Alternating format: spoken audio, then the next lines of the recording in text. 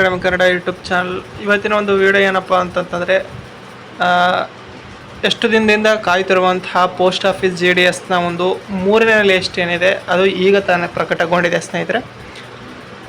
ನಾನು ಒಂದು ವಿಡಿಯೋದಲ್ಲಿ ಹೇಳಿದ್ದೆ ನಿಮಗೆ, ಮೇ ತಿಂಗಳ ಒಂದು 10ನೇ ತಾರೀಕು ಆದ ನಂತರ ನಿಮಗೆ ಏನಪ್ಪ ಅಂತಂತಂದರೆ ರಿಸಲ್ಟ್ ಬರುತ್ತೆ ಅಂತೇಳಿ. ಇವತ್ತು 11ನೇ ತಾರೀಕು ನಿಮಗೆ ಏನಾಗಿದೆ ಅಂತಂತಂದರೆ JDSನ ಒಂದು 3rd ಲಿಸ್ಟು ಪ್ರಕಟಗೊಂಡಿದೆ. ಓಕೆ, ಹಾಗಾಗಿ ಈ ಲೀಸ್ಟ್ನ ಯಾವ ರೀತಿಯಾಗಿ ನೋಡಬೇಕು ಅಂತಂದರೆ ಅಫಿಷಿಯಲ್ ವೆಬ್ಸೈಟ್ ಇರುತ್ತೆ. ನಾವೇನು ನಿಮಗೆ PDF ಸಹ ಪ್ರೊವೈಡ್ ಮಾಡ್ತೀವಿ ನಮ್ಮ ಒಂದು ಟೆಲಿಗ್ರಾಮ್ ಗ್ರೂಪಲ್ಲಿ, ಅಲ್ಲಿ ಹೋಗಿ ನೀವು ಚೆಕ್ ಮಾಡ್ಬೋದು. ಓಕೆ, ಇಲ್ಲಿ ನೀವು ಶೋ ಆಗ್ತಿದೆ ಎಲ್ಲ ನೋಡೋದು ಇರ್ಬೋದು. ಇಲ್ಲಿ ಕೆಳಗಡೆ ಹೋದರೆ ಇಲ್ಲಿ ನಿಮಗೆ ಒಂದು ಆಪ್ಷನ್ ಕಾಣುತ್ತೆ ನೋಡ್ರಿ,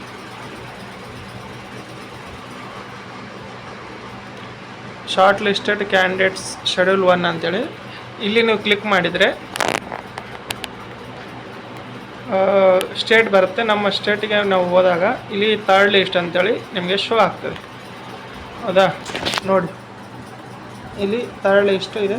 ಇಲ್ಲಿ ನೀವು 3rd ಲಿಸ್ಟನ್ನು ಕ್ಲಿಕ್ ಮಾಡಿದರೆ ಆಯಿತು, ನಿಮಗೆ ಈ ಒಂದು PDF ಓಪನ್ ಆಗ್ತದೆ ಸ್ನೇಹಿತರೆ.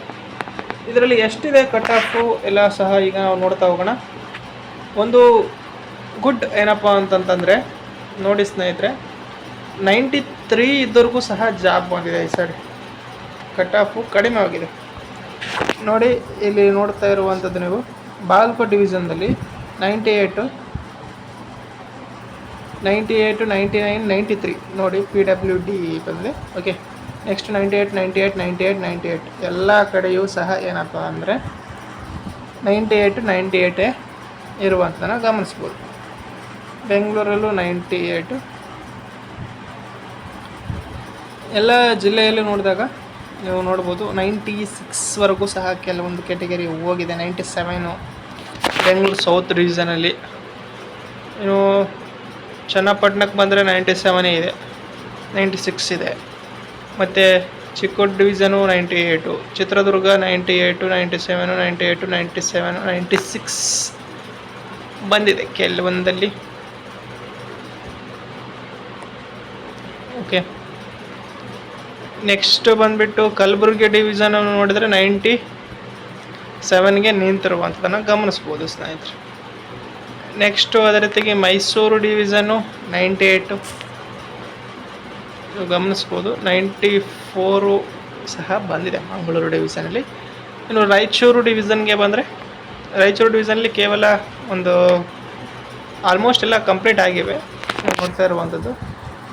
97, 97, 97, 98 ಈ ರೀತಿಯಾಗಿ ನೀವು ನೋಡ್ತಾ ಇರ್ಬೋದು. ಟೋಟಲಾಗಿ ಓವರಾಲಾಗಿ ಹೇಳಿದರೆ ಕಟ್ ಆಫ್ ಎಷ್ಟು ಹೋಗಿದೆ ಅಂತಂತಂದರೆ ಈ ಸಾರಿ 90 ಹೈಯೆಸ್ಟ್ ಅಂತಂದರೆ 98, ಲೋಯೆಸ್ಟ್ ಅಂತಂದರೆ 94ವರೆಗೂ ಇದೆ. 98 to 94% ಇದ್ದವರು ಇಲ್ಲಿ ಆಯ್ಕೆ ಆಗಿದ್ದಾರೆ. ಕೆಲವೊಂದು ಕ್ಯಾಟಗರಿ ವೈಸು ಇದು ಹೆಚ್ಚು ಕಡಿಮೆ ಆಗ್ತಾ ಹೋಗಿದೆ. ಇನ್ನು 4th ಲಿಸ್ಟ್ ಬರುತ್ತೆ ಇಲ್ಲ ಅಂತಂದರೆ 4th ಲಿಸ್ಟು ಸಹ ಬರ್ತದೆ. 4th ಲಿಸ್ಟ್ ಯಾವಾಗ ಬರ್ತದೆ ಅಂತ ನೋಡಿದಾಗ ಇದರಲ್ಲಿ ನೀವು ನೋಡ್ಬೋದು, ಡಾಕ್ಯುಮೆಂಟ್ ವೆರಿಫಿಕೇಷನ್ ಡೇಟನ್ನು ಬಿಟ್ಟಿರ್ತಾರೆ. ಇಲ್ಲಿ ಫಸ್ಟಿಗೆ ಸ್ಟಾರ್ಟಿಂಗ್ ನೋಡ್ಬೋದು, ಈ ತಿಂಗಳು 26ರವರೆಗೂ ಸಹ ಏನಿದೆ ಅಂತಂತಂದರೆ ಡಾಕ್ಯುಮೆಂಟ್ ವೆರಿಫಿಕೇಷನ್ ಇದೆ. ಅಂತಂದರೆ ನಿಮ್ಮದು ಜುಲೈ ಅಂದರೆ ಜೂನು 10ರಿಂದ 15ನೇ ತಾರೀಕಿನೊಳಗಡೆ ನಿಮಗೆ 4th ಲಿಸ್ಟು ಸಹ ಬರ್ತದೆ ಸ್ನೇಹಿತರೆ. ಓಕೆ, ಇದು ಇವತ್ತಿನ ಒಂದು ಅಪ್ಡೇಟ್ ಆಗಿತ್ತು. ಈ ಅಪ್ಡೇಟ್ ನಿಮಗೆ ಇಷ್ಟ ಆಯಿತು ಅಂದರೆ ಲೈಕ್ ಮಾಡಿ, ಶೇರ್ ಮಾಡಿ ಮತ್ತು ಸಬ್ಸ್ಕ್ರೈಬ್ ಮಾಡಿ ಅಂತ ಹೇಳ್ತಾ ವಿಡಿಯೋಸ್ ತಗೊಂಡಿದ್ದೇನೆ. Thanks for watching.